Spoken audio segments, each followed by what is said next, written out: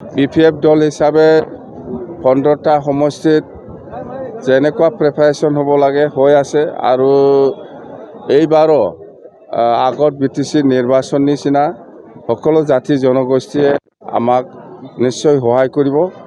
এইটো আমাৰ 100% এটা বিশ্বাস আছে।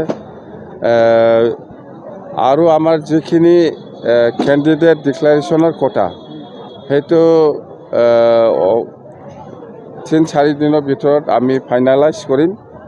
সেইটো আমি PMB বহি পেলাই অতি সোনকালে কেণ্ডিডেটটো আমি ঠিক কৰিম। মানাছত এনেকুৱা ঠিক হোৱা নাই। কথাটো এনেকুৱা মানাছ হওক বা বিজনী হওক বা মুছলপুৰ হওক বা তামোলপুৰ বা 15টা সমষ্টিৰ ভিতৰত কোনটো সমষ্টিত BPF হিচাপে খেলিব, কোনটো সমষ্টিত BJP হিচাপে খেলিব, কোনটো সমষ্টিত UPPL হিচাপে খেলিব, এইবিলাক মুঠতে সমষ্টিবিলাক ঠিক কৰিব পৰা নাই। এতিয়াও অলপ বাকী আছে। অতি সোনকালে আপোনালোকে গম পাব। মুঠতে কথাটো হ'ল কেণ্ডিডেট যোনেই নহওক, প্ৰাৰ্থী BJP হ'ব পাৰে, BPF হ'ব পাৰে বা UPPL হ'ব পাৰে। মুঠতে 15টা সমষ্টিত NDA হিচাপে গতাই দিয়াটো আমাৰ দায়িত্ব। এই হিচাপত আমি কাম কৰি আছোঁ। আমাৰ BTCটো আমি আলোচনা কৰিম। ষ্টাৰ কেম্পেইনাৰ নিশ্চয় আহিব, বাহিৰৰ পৰা কোনোবা এজন দুজন নিশ্চয় আহিব লাগিব। আমি PMBতহে এইটো ঠিক কৰিব। মুঠতে 3 দিনৰ ভিতৰত আমাৰ PMB হৈ আছে। আমাৰ হাউলিকে চকচতে হ'ব 3-4 দিনৰ ভিতৰতে।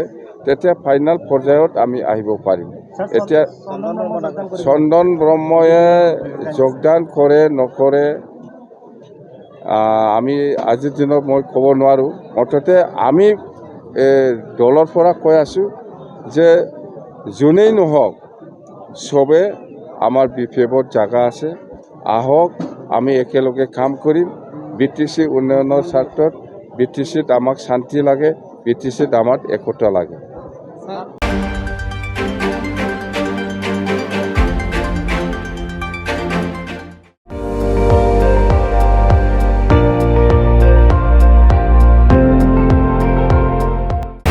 আপুনি চাই আছে ND24, সৰ্বশ্ৰেষ্ঠ নহয় সৰ্বোত্তমৰ দৌৰ।